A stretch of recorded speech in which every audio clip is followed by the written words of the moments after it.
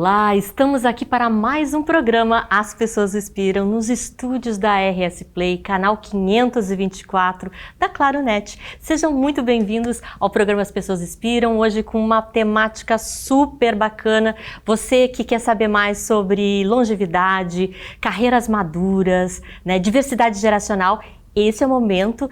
E eu tô aqui com uma pessoa muito legal, né, que eu conheci aqui até na ABRH, né, o Stefan Ligock, né, que vai falar, um especialista na área, que vai nos contar um pouco sobre essa temática tão importante. Então, seja muito bem-vindo, Stefan, ao programa As Pessoas Inspiram. Obrigado pelo convite, Eliane, satisfação estar aqui.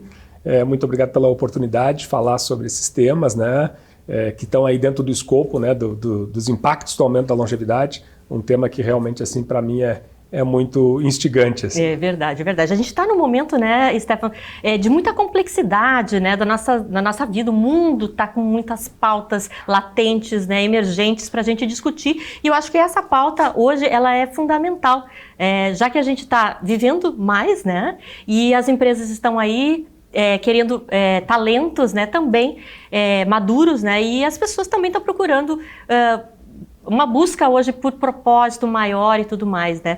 Mas antes da gente iniciar aqui esse bate-papo, eu queria que tu comentasse um pouquinho como é que tua carreira jornalística veio e te trouxe para essas temáticas.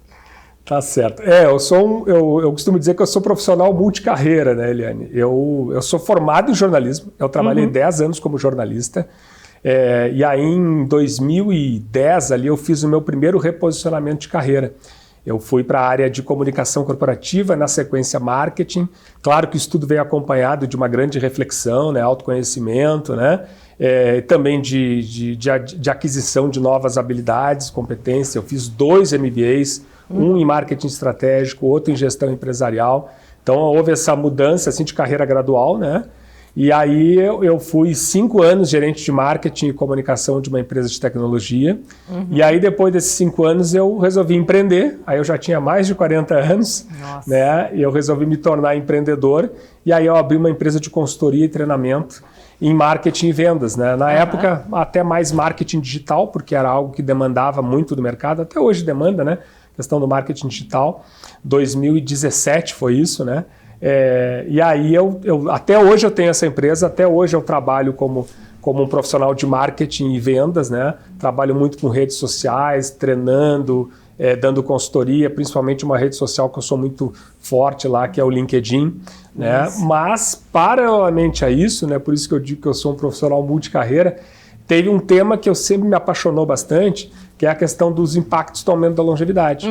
E eu sou um profissional, né, que eu vivi isso também um pouco, né, quando eu passei dos 40 anos e teve um período ali que eu tentei me reposicionar, me recolocar no mercado, passei por situações de etarismo, que depois a gente pode até falar mais sobre esse tema. E aí eu resolvi então estudar mais sobre isso, fiz mais uma pós-graduação em mercado da longevidade, né, na FGV. E aí resolvi, então, abrir uma segunda empresa, né? Depois que você empreende, você fica... é uma cachaça, como se diz, né? Eu resolvi cometi a loucura de abrir uma segunda empresa, né? Que é a Madura Idade, que é uma empresa que trabalha com soluções para o mercado da longevidade. Né? Que bacana. Tanto na questão de abrir os olhos dos gestores para desenvolver soluções, para as empresas desenvolverem soluções, serviços, produtos para pessoas maduras, né? Como também trabalha questões de diversidade geracional, que é um tema muito importante nas empresas. E eu também atendo pessoas físicas, vamos dizer assim, né? Consumidores finais, por meio de mentorias para carreira na maturidade, profissionais maduros que querem se reinventar. Olha, então as pessoas perguntam assim, como é que um profissional de marketing / comunicação foi parar com longevidade? Teve toda essa trajetória aí. Né? E é bem legal isso, né? Porque hoje a gente tem essa liberdade, né? Eu lembro que quando eu comecei a trabalhar lá em 1993, sei lá quanto, né? As pessoas queriam ficar nas empresas por muito tempo, sabe? Era um desejo, eu lembro, eu tinha 17, 18 anos, queria muito, né, ficar, sei lá, 20 anos numa empresa. Hoje não existe mais isso, né? A gente tem essa flexibilidade de poder estar em outras profissões, né? Até fazendo 2 ou 3 atividades ao mesmo tempo, né? Que é o caso que tu me comentaste, né? Dessa carreira multicarreira, né? Eu sou muito favorável a esse conceito, né? Eu até profissionais de mais de 40 anos que eu mentoro, a maioria, já dei até mentoria para pessoas com menos de 40 anos, mas pela minha idade, enfim, as pessoas se identificam muito lá com o meu trabalho lá no LinkedIn, principalmente as pessoas me procuram. Mas assim, eu sempre enfatizo isso, você não precisa talvez abandonar a sua carreira atual, você pode acrescentar uma nova habilidade. Por exemplo, assim, você pode ser professor, mas ao mesmo tempo ser um consultor. Exato. Você pode apresentar um programa, né? Você mesmo é uma profissional multicarreira, né, Eliane? Você faz várias coisas ao mesmo tempo, né? É claro que às vezes a gente deixa uma coisa para assumir outra, né? Até porque hoje, com a questão da longevidade, provavelmente uma pessoa vai ter várias carreiras ao longo da vida, ela vai exercer várias profissões diferentes. Vai experimentar isso, né? E é bacana isso, né? E o Stefan também, né? Ele é top voice nas redes sociais do LinkedIn, né? Isso. Então acho que tem conteúdos muito maravilhosos, né? Para depois ele vai deixar as redes aqui para vocês, né? Mas é um spoiler aqui que eu já estou dando, né? Opa. E, Stefan, eu queria que tu comentasse um pouquinho, tu que estás nessas andanças, fazendo curso, treinamento, né? Eu acho que é importante tu trazer um panorama do como é que tá? As empresas estão preparadas para trabalhar com esse profissional mais maduro? Eu acho que houve um excesso de juniorização, né? Eu diria até assim que não é nenhuma questão de achar, eu tenho convicção, né, de que houve um excesso de juniorização das empresas nos últimos 20 anos. E eu falo muito com gestores de RH, são meus clientes muitas vezes que me contratam para consultorias, para treinamentos. E eu vejo assim, alguns arrependimentos até de gestores de empresa. Olha, demitimos profissionais maduros há 10, 15 anos e hoje está faltando gente né, com experiência de vida, né, com conhecimento. Então, assim, há um excesso de juniorização das empresas e acho que as empresas ainda estão muito limitadas nessa questão. Elas não entendem o que está acontecendo, o aumento da longevidade. E as empresas estão com muita gente jovem que não está dando conta. Muitas vezes porque elas não têm a experiência de vida necessária, né, Eliane? Exato. Eu ouvi esses dias uma conversa, até foi no podcast, né, e o especialista estava comentando justamente sobre isso, né, como é que a gente tem 2 gerações, às vezes 3 gerações juntas trabalhando, né, e é difícil porque são modelos de pensar diferente, né, Queria que tu falasse um pouquinho sobre isso, assim. São visões de mundo diferentes, né? Mas isso também é muito rico, né? Isso pode gerar até ambientes mais criativos, produtivos, não é necessariamente ruim, né? A questão é que principalmente as lideranças não estão sabendo como lidar com diferentes gerações. E aqui eu não me refiro só ao profissional maduro que não sabe lidar com o jovem, né? Mas também o líder jovem que muitas vezes não quer contratar o profissional maduro, porque hoje nós temos, a média gerência hoje está na mão dos milênios, Eliane. Exato. Ou seja, milênios são pessoas que têm, que é a geração Y, né, para quem não sabe, a geração Y são os milênios, de 30 a 44 anos. E essas pessoas que são a média gerência. E ainda são jovens, né, vamos dizer assim, né? Tem alguns quarentões aí, né, que já passaram dos 40, mas assim, o grosso do público milênio é de 30 a 40 anos. E essas pessoas estão na média gerência. E muitas vezes eles não estão contratando profissionais maduros porque eles acham que os profissionais maduros são... Aí nós temos vários mitos, né? Cansados, resistentes, desatualizados, que é caros, né? Que também é um conceito muito relativo. Mas esse é o problema, então, que a gente percebe nas empresas. Isso que eu percebo muito nas empresas. Assim, né? Eu sinto também, Stefan, assim, que falta um pouco de diálogo, de abertura, né? De ouvir o outro com um viés, né? Um viés de respeito mesmo e também de querer construir algo coletivo, né? Acho que assim, é difícil nas equipes isso, mas realmente assim, a gente fala muito em inovação, eu gosto muito dessa temática também, né? Se a gente não tiver diversidade, como é que a gente vai fazer inovação? Né? Você que está me assistindo aqui, como é que a gente faz inovação sem o diverso estar contemplado, né? Exatamente. E hoje nós estamos vivendo aí a era da IA, né? A era da inovação, falando muito... Esses temas são muito importantes, né? Mas esse tema da diversidade geracional é um tema extremamente relevante que as empresas ainda não estão prestando atenção. Estou falando aqui para a câmera aqui para ver se algum gestor aqui presta atenção nisso, né? Porque está havendo já essa multigeracionalidade nas equipes, né? E a gente não está sabendo lidar com isso, né? Ainda que hoje 60%, 70% das equipes sejam formadas por pessoas com menos de 40 anos, as empresas estão sendo obrigadas a contratar alguns profissionais maduros, né? Então já está, fora alguns que permanecem nas empresas ainda, né? Apesar de toda essa juniorização que eu falei antes. Então, assim, nós estamos vendo assim, uma dificuldade de diálogo, muitos vieses inconscientes. Também tem um maduro, às vezes, que tem um viés inconsciente. Esse jovem aí não quer trabalhar, é mimimi. Então, precisa haver realmente assim, uma tolerância de todas as partes, né? E uma compreensão da realidade de cada um, né? Exatamente, porque temos muito a aprender, né, com os mais, já que tem mais idade, né, e também com os jovens também, porque são gerações diversas, né? Eu acho que isso é realmente muito rico, né? E eu pensando aqui, queria te ouvir também, né? As lideranças, elas têm um papel super importante nisso, né, Stefan?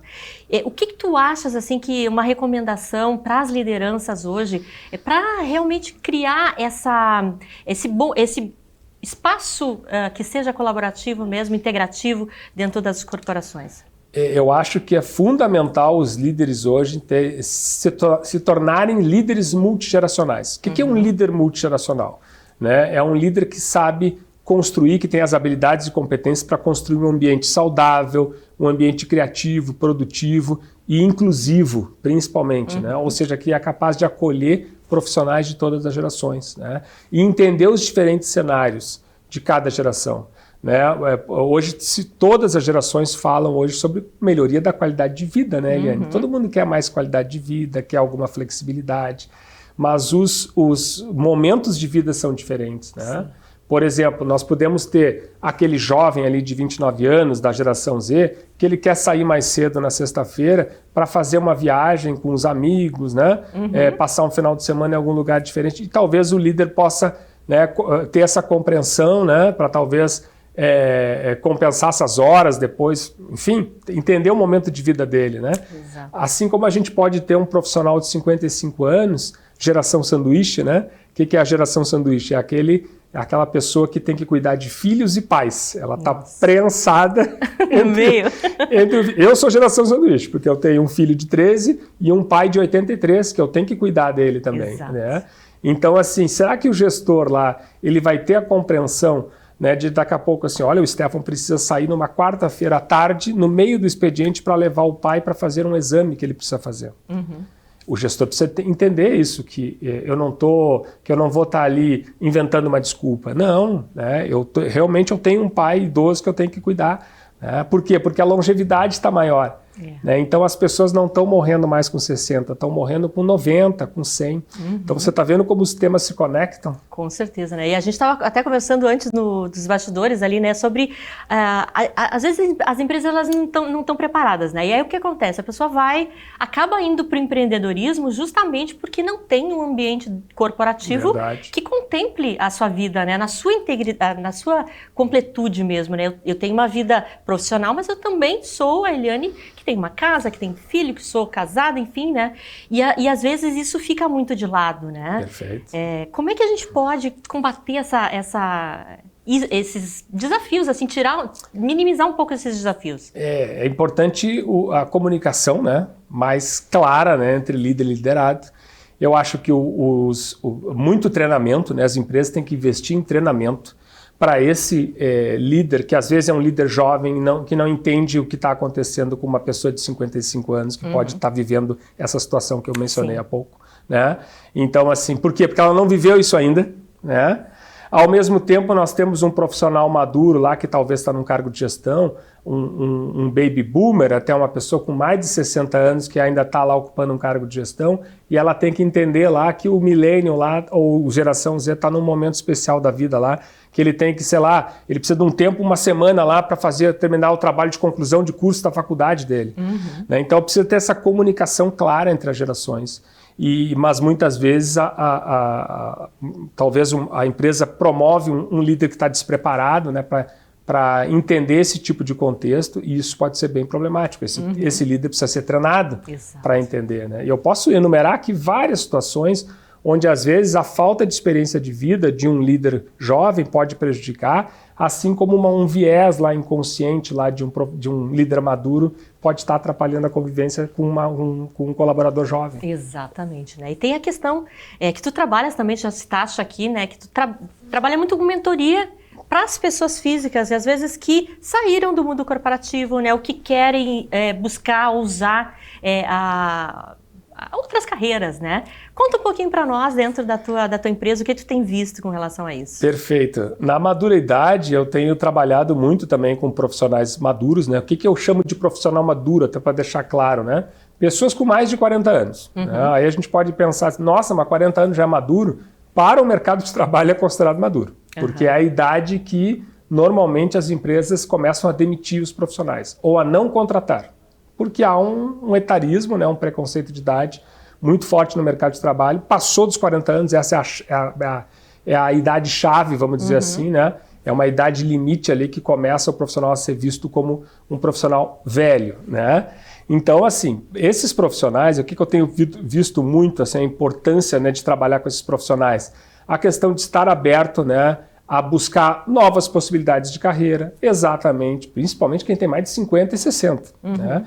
Os profissionais 40 a mais até, às vezes pode levar algum tempinho a mais, né? Mas acabam se recolocando, né? Ou alguns não aguardam o tempo suficiente e acabam empreendendo, né? Como você mencionou. Mas é importante assim, estar aberto a novas possibilidades de carreira, qualificação constante, né? O tal do lifelong learning que a gente fala bastante hoje, né? Mas o que eu percebo é que muitas vezes alguns profissionais maduros, principalmente 50 a mais, 60 a mais, que eles precisam desenvolver esse entendimento de que talvez eles não vão conseguir se recolocar tão rápido no mercado. E talvez nem se recoloquem. Sim. Então ele tem que ter essa visão de empreender. Né? E empreender, muitas vezes, Eliane, não é abrir uma padaria, como o pessoal pensa, né? Vou abrir uma padaria, abrir uma lanchonete. Não, gente, empreender também é vender o seu conhecimento.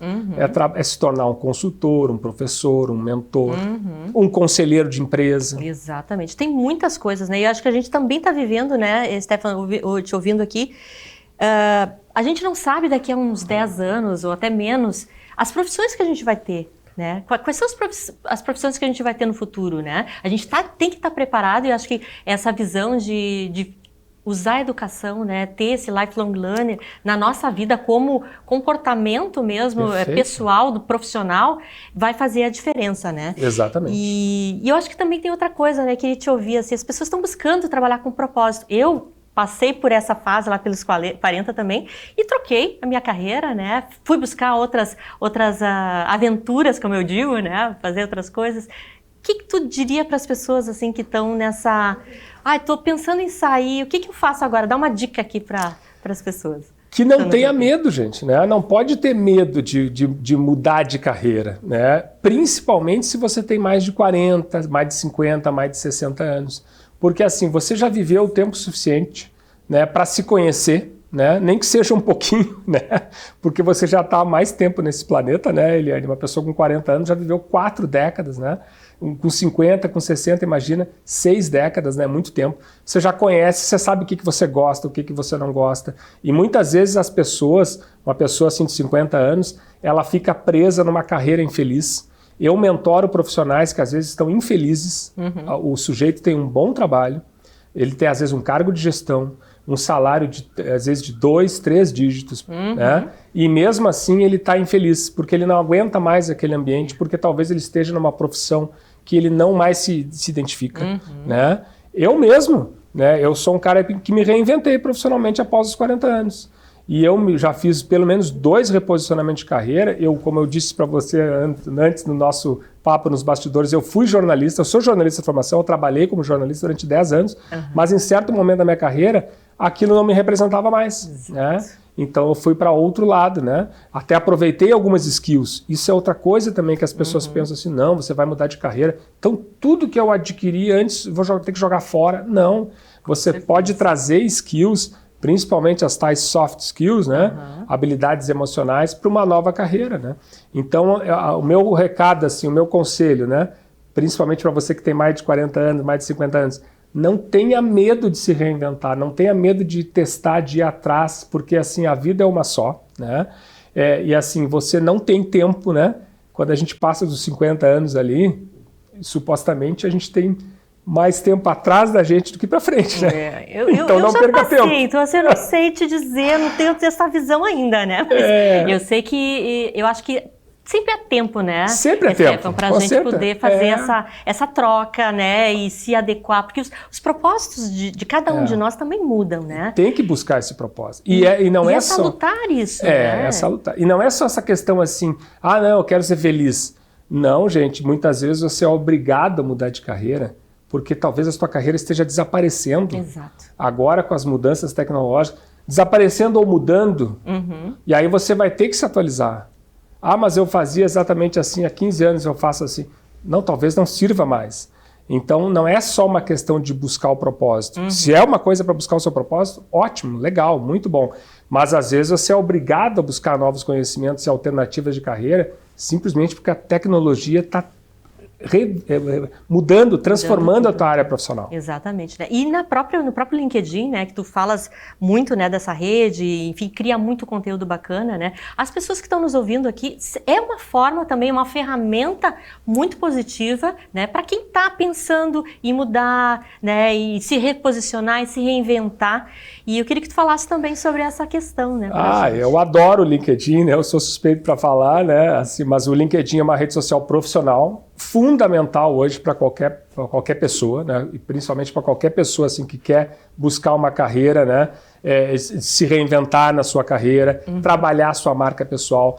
Tem muitas pessoas que têm lá o Instagram, tem o Facebook, mas não cuidam do seu LinkedIn. Aí a pessoa às vezes é demitida, né? E aí sim que ela vai começar a trabalhar o seu LinkedIn, né? O que é um equívoco, né? Você tem que estar sempre ali no LinkedIn, independentemente se você está desempregado ou num excelente cargo numa empresa como CLT, enfim.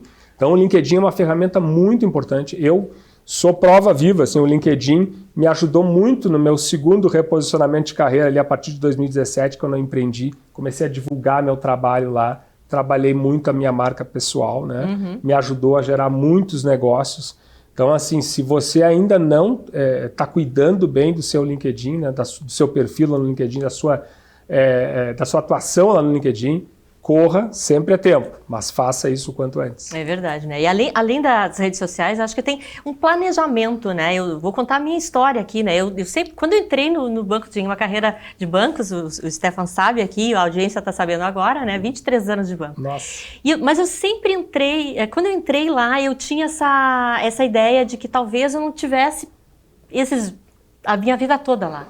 E eu sempre comecei a pensar, não, eu tenho que programar o plano B. E fui desenhando isso até financeiramente, porque às vezes é difícil para a pessoa que quer fazer essa transição de carreira e não consegue pela questão financeira. Mas nem sempre a questão financeira. Acho que às vezes as pessoas se colocam bloqueios também, né? E tem medo, será que vai dar certo? E aí a pessoa continua infeliz, né, Eliane? Lembrando assim, se você escolheu uma profissão lá quando você tinha 18 anos, você foi lá, fez uma faculdade, se formou com 20 e poucos, aí ali aos 38, aos 45, aos 52, você não está mais se sentindo representado por essa profissão que você escolheu 20, 30 anos atrás, por que você vai ficar ali se punindo, né? Nessa profissão que você não gosta mais, que você não se enxerga mais. Né? Então, assim, faça essa mudança de carreira. Ok, algumas vezes precisa de um investimento financeiro, né?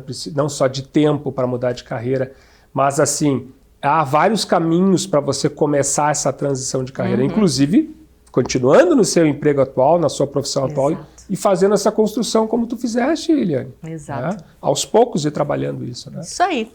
Já estamos quase chegando no final do programa aqui, é rápido demais, né? E Stefan, eu queria que tu deixasse um livro para nós, não sei se o pessoal consegue colocar aqui na tela, uma indicação de livro inspirador, que de repente foi importante para ti. Eu quero indicar o livro A Única Coisa. Tá? É um livro até uma capa vermelha, né? Você pode encontrar aí em qualquer livraria online aí, ou presencial, enfim. É um livro sobre gestão de prioridades e de tempo. Tá? Por que eu estou indicando esse livro? Porque eu tenho percebido muito isso nos meus mentorados, pessoas que eu atendo em consultorias, em mentorias, né? A dificuldade de gerenciar o seu próprio tempo e gerenciar prioridades. Né? O que eu mais escuto é aquela coisa assim, estou sempre na correria, não consegui fazer isso porque não deu tempo. Né? E aí, às vezes, eu faço essa provocação para os meus mentorados. Mas você não separou aqui 1 hora da tua vida para aqui conversar comigo? Né? Então, você gerenciou essa 1 hora aqui, você gerenciou o teu tempo para vir conversar comigo, né? Então você tem tempo, você tem que aprender a gerenciar. E esse livro é muito interessante porque ele é um livro que ensina você a estabelecer prioridades, né?